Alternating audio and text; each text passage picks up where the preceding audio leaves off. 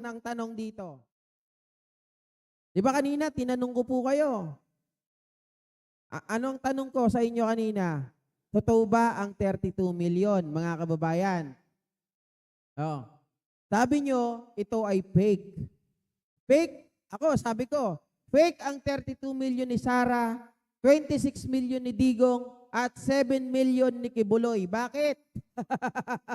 Bakit ko nasabi, mga kababayan, na fake ang 32 million ni Sarah? Well, una, sinagot ko na.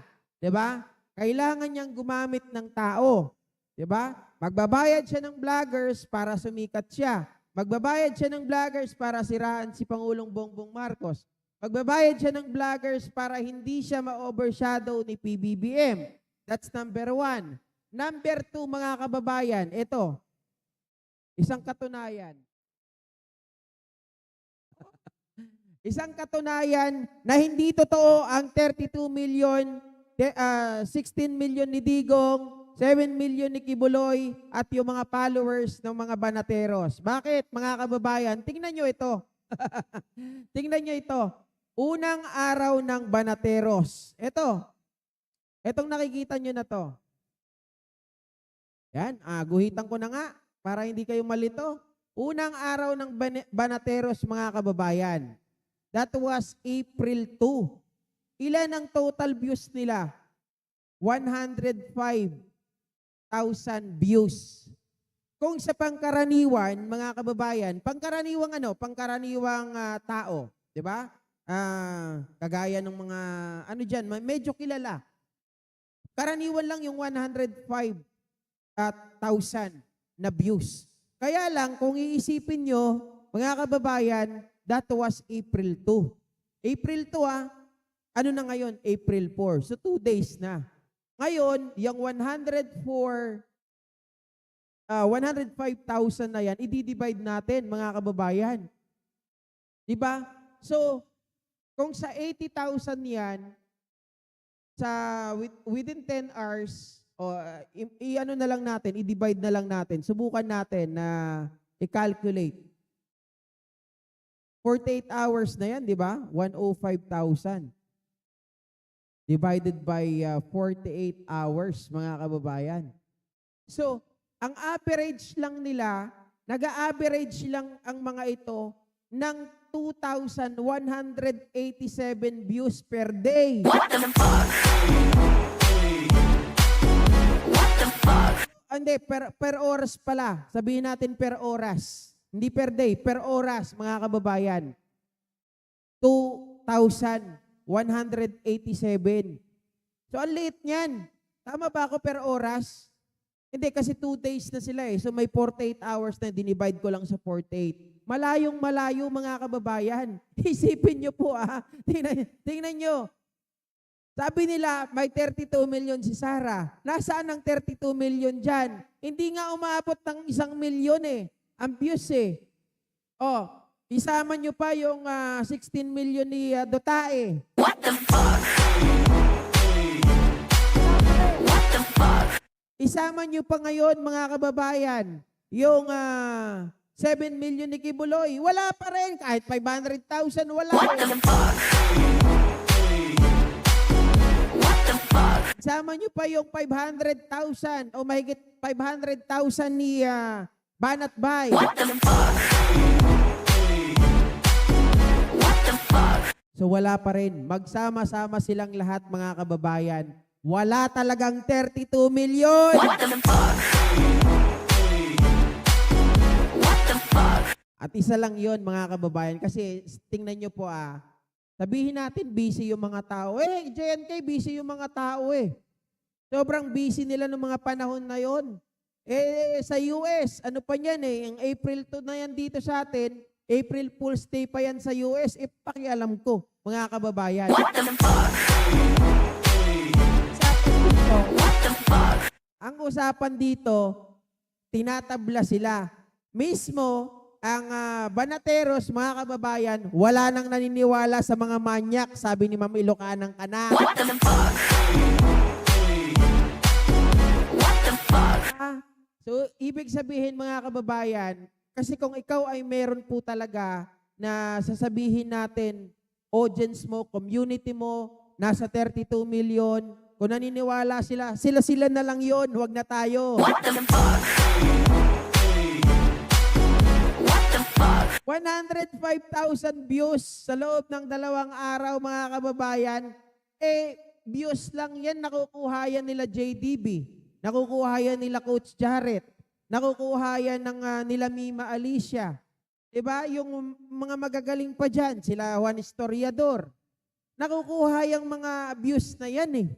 Kayang-kaya nila yan sa loob ng 2 araw. Si Takeru Miyamoto, mga kababayan, kayang-kaya nila yan. Pero, tingnan nyo, ibig sabihin, itong bagay na to ay hindi po talaga sinusuportahan ng tao, diba? Nang sinasabi nilang 32 million. Tingnan nyo isipin nyo, nandyan si Baste ng araw na yan. Nandyan pa si Gerald Bantag ng araw na yan. Diba? Lahat ng mga, kung iisipin nyo, kayo po ay nasa lugar ng kasikatan. Itong mga to, sikat na sikat. Diba? Sabi nila sikat eh. Yung pala sikat yun po. What the fuck? What the fuck? Pero yung mo, nandyan si Baste, walang dating. Nandyan si Bantag, walang dating. Ibig sabihin, walang nagtitiwala sa mga manyak. What the fuck? What the fuck? Frederick Bungabong, boss, shout out ni Buboy at may news blackout. Oy, si Mama Aichang, nandito na rin pala. Magandang gabi sa'yo. Ayaw ng mga Pinoy sa mga scammers at manyak. At sabi ni Frederick, takot na si Digong New Boss Idol. At palike po mga GoPH, sabi ni Mama Ilocanang Kana. At si Digong ang presidente, kaya syempre naman may 32 million votes at survey winner lagi si Sara Mau noong 2022 hanggang ngayon, mga kababayan. Survey lang yan, wag po kayong maniwala dyan. Ang survey, mga kababayan, nadadaya. What the fuck? What the fuck? Ito ang masaklap, mga kababayan. Diba? 105,000 na nga lang, multiple accounts pa. Well, syempre, pag may mga manonood dyan, ang yabang naman nito, ikaw nga, hindi nga maka 50 na viewers. Okay lang sa akin, hindi ako maka 50 viewers dahil hindi naman ako kilala, mga kababayan. Pero mas nakakahiya yung nagsasabi na meron silang 32 million, meron silang 16 million, meron silang 7 million, at meron silang mahigit na 500,000 followers at yung iba 100,000 followers. Pero ang total lang ng views nila ay 105,000. What the fuck? What the fuck? Sino mas nakakahiya? Ako ba na 6,000 lang ang followers? O yung nagsasabi, mga kababayan, na napakalaki daw ng kanilang community, na meron 32 million, kaya daw landslide si PBBM, mga kababayan. Dahil hindi raw mananalo si PBBM kapag wala si VP Sara Duterte. Ulol! What the fuck? What the fuck? Ano pinagsasabi nyo? Kailangan nyo pang gumamit? Magbayad ng vloggers? Gumawa ng mga content na bayad? 3,000 kada content? Tapos sasabihin nyo may 32 million kayo? Wala naman. Walang nagtitiwala sa inyo, mga kababayan, mga bulok. Kasi simpleng-simple lang yung sagot. Ulitin ko na naman. Pag ikaw ay talagang meron kang 32 million, kung totoo yan, mga kababayan, dito makikita natin yan. Diba? Diyan sa ano na yan, magmamanifest sana yan, mag-re-reflect sana, mga kababayan. Bakit wala? Second day nila. Ano pang sabi ng mga bukokekoy? Sabi ng mga bukokekoy, live Banateros kasama, ano pa yung sabi dito? Meron pag sinabi dito eh. Ay, nawala. Nawala. Etong yabang. Unang episode ng Banateros sa SMNI, patok agad sa mga netizen. Ulol! What the fuck? What the fuck? 24K lang, nanood 21 hours, mga kababayan. So, ibig sabihin, wala. Peke ang 32 million. Peke ang ang 16 million. Wala yan. Ano pa sabi? Sabi ni Oli Libog, PRRD, Banateros at SMNI, tagumpay sa unang episode. Paano naging tagumpay yun?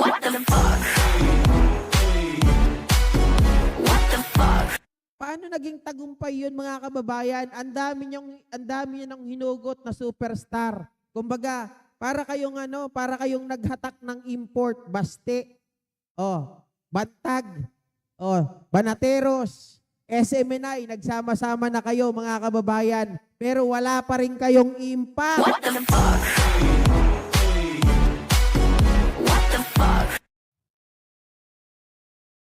Anong sabi niya dito?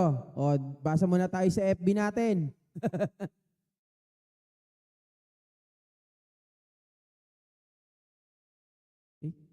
Parang mayroon akong hindi nakita. Teka lang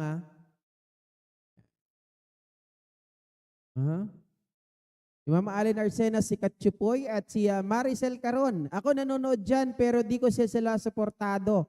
Sarap lang panoorin ng fake news nila, lalo na sabi nila, April 2, ilalabas ang video. Ang malupit pa yung kabubuhan ni Maharlika, gumawa ng document na peke galing daw sa PIDEA.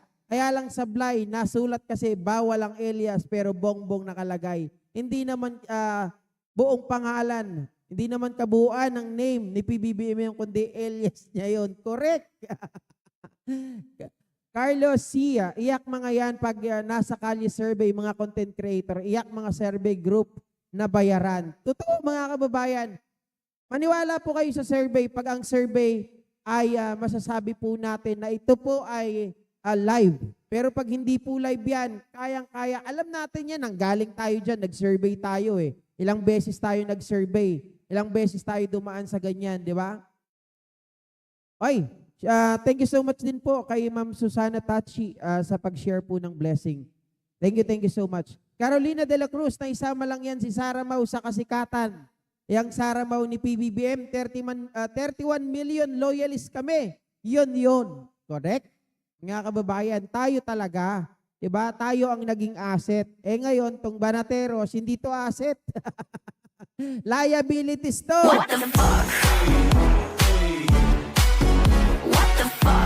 Miss Montreal, the 32 million kasama ako na nag-vote kay Sara. Pero ngayon, I realize na nabudol lang pala ako and the rest of the 32 million loyalists. Huwag na natin sabihin 32 million loyalists kasi yung sobra ng 31 million, sa kanila na yon mga kababayan. Yun ay mga Duterte supporter. Di ba? Allen Arsenas, Impact sir, meron sila. Impacto pala. What the fuck? What the fuck? 10 years bago maka 1 million views ang mga kolokoy na Banateros. Sabi ko nga sa inyo, liabilities sila mga kababayan eh. Diba? Kasi yung SMNI, yung Sunshine Media, pag sila lang po, wala yung mga Banateros, medyo malaki-laki pa ang kanilang views. Maniwala po kayo. Kumpara sa mga Banateros, ibig sabihin lang nun, talagang tinuturing lang sila na pangkaraniwang vlogger at hindi pinakikinggan. Kasi ang inaabangan ng tao, yung pangako nila eh. Diba? Kahit tayo, nag-abang tayo, mga kababayan, nakadagdag pa kayo sa views. Marami dyan, mga kababayan natin, na talagang inabangan po yung ilalabas daw nila na video. Pero asa ng video? Wala. What the fuck? What the fuck? Frederick Bungabong, baka China yung 32 million idol. Well, ang masasabi ko, baka ang nagpondo China. What the fuck? What the fuck? Hindi na ulit mangyayari ang 32 million ni Sarah Mau. Exactly, mga kababayan. At itaga nila yan sa bato. Wala ng 32 million na mangyayari. Yan ay kay Pangulong Bongbong Marcos lamang. Wala ng iba pa. What the fuck? What the fuck? Right, sabi niya, Dos Oros. Ang ganda ng apelyido. Idol, awanin, mamatikan nyada, binuyak garod dagita kaslada la, agkatok mga tanga. Buti pa ang baliw, may pagamot.